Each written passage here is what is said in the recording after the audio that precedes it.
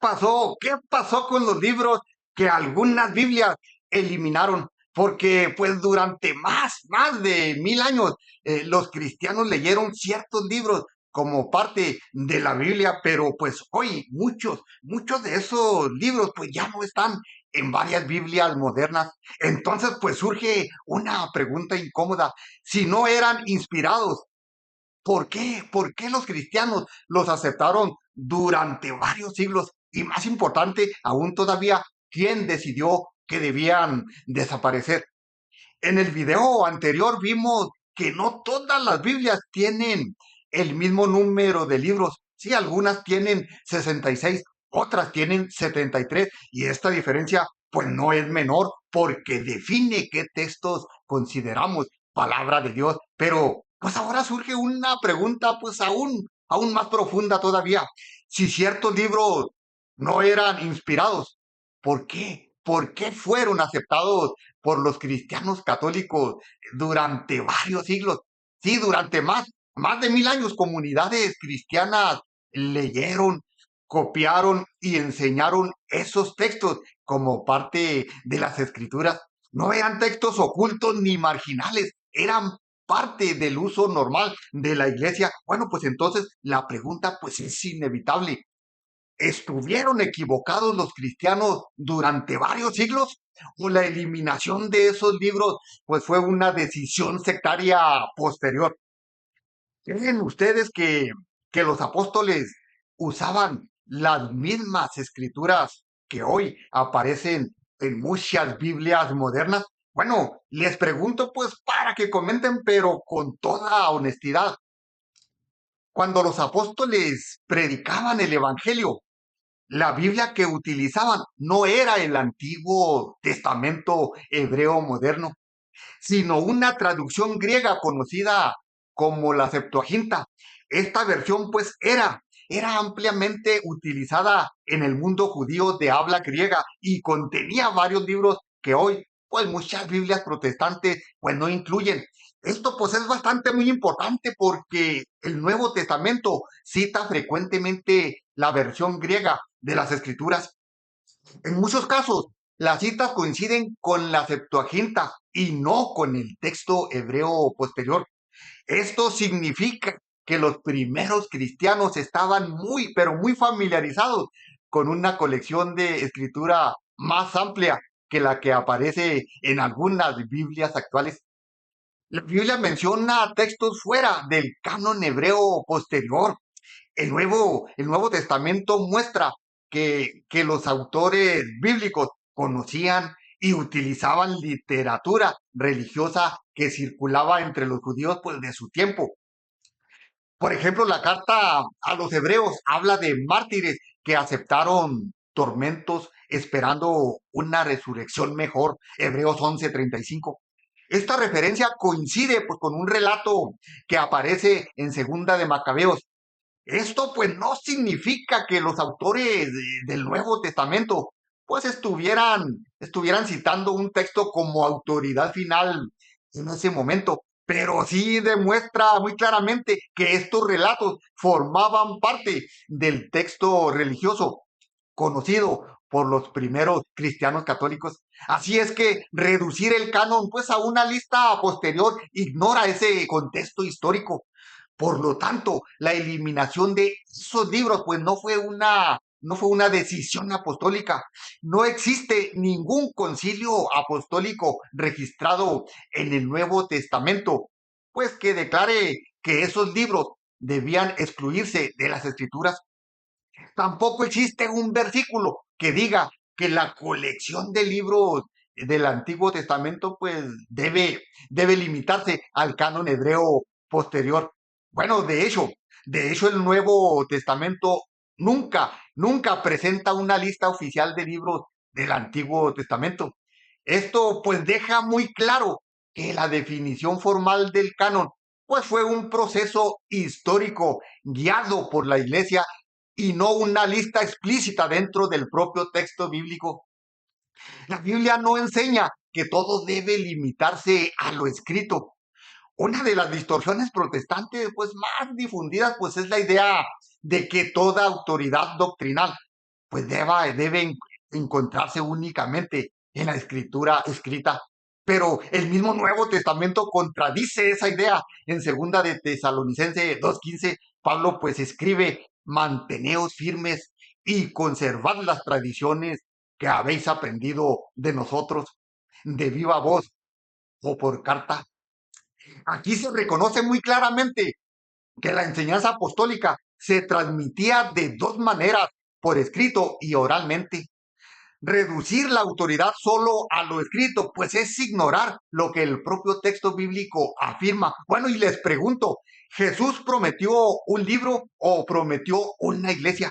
Sí, porque cuando Jesús envía a sus discípulos, no les dice escriban un libro para todas las generaciones. No, les dice ir y hacer discípulos a todas las naciones, enseñándoles a guardar todo lo que os he mandado. Mateo 18, 19, 20.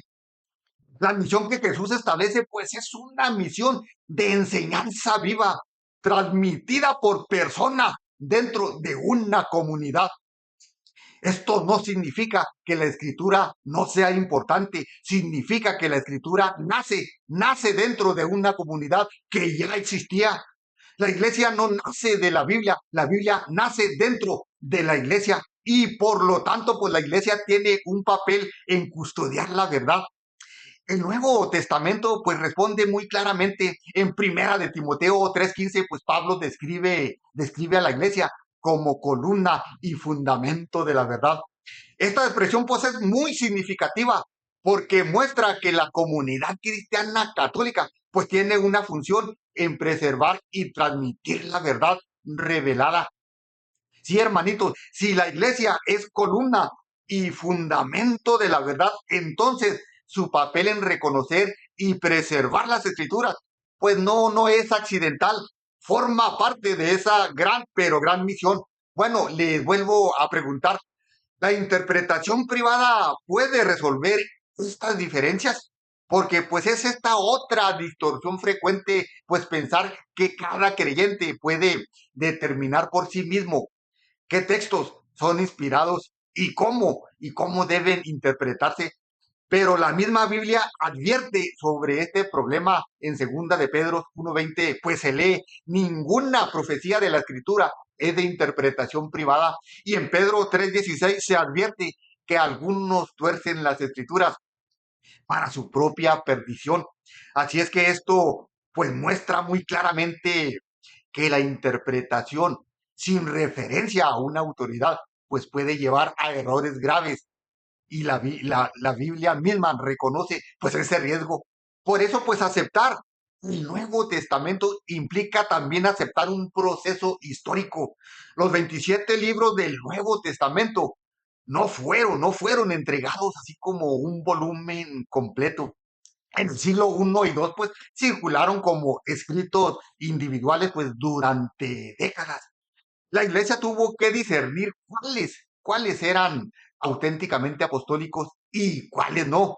Aceptar el Nuevo Testamento, pues implica también aceptar ese discernimiento histórico. No se puede aceptar el resultado sin reconocer el proceso. Entonces, pues, ¿qué revela la historia del canon? Bueno, revela algo muy esencial. La Biblia no apareció completa en un momento único.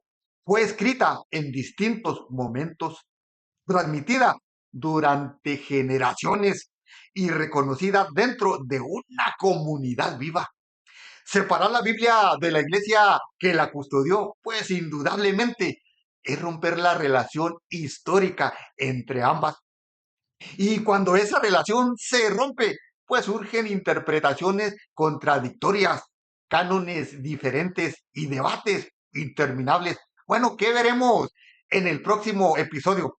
En el siguiente video, pues exploraremos cómo se transmitió la Biblia antes de la imprenta y por qué durante siglos, pues la mayoría de los cristianos, pues no poseía una Biblia personal. Este episodio forma parte de la cadena apologética. Biblia sí, pero ¿cuál Biblia? Porque, porque pues entender la Biblia no solo requiere leer sus páginas, también requiere entender la historia Sí, hermanitos, la historia que permitió que esas páginas llegaran hasta nosotros. Ahora pues quiero dejarte una pregunta que no puedes ignorar. Si durante siglos los cristianos leyeron esos libros como escritura, ¿qué cambió realmente para que algunos decidieran quitarlos? Bueno, pues piénsalo, hermanito, y piénsalo muy bien, porque antes de discutir interpretaciones bíblicas, primero hay que responder algo, pues mucho más básico. ¿Quién tiene autoridad para decir qué es Biblia?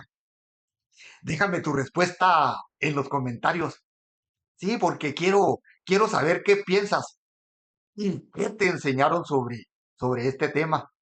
Este canal no existe para repetir pues lo que siempre se ha dicho, existe para volver a las raíces de la fe cristiana católica. Y si este contenido pues te está ayudando a descubrir la historia real detrás de la Biblia, bueno, pues suscríbete porque esta serie pues apenas va por la mitad. No veas este video aislado, mira completa la cadena Biblia sí, pero ¿cuál Biblia? Porque una Biblia sin contexto, pues puede ser manipulada, pero una fe con historia se vuelve inquebrantable.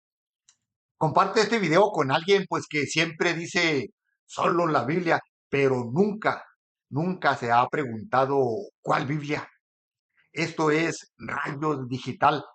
Catolicismo sin filtro, Biblia con iglesia, fe con fundamento y recuerda siempre, hermanito, ponte vivo, no te engañe, para que no te engañe ningún grupo protestante. Nos vemos en el próximo episodio. Que Dios te bendiga.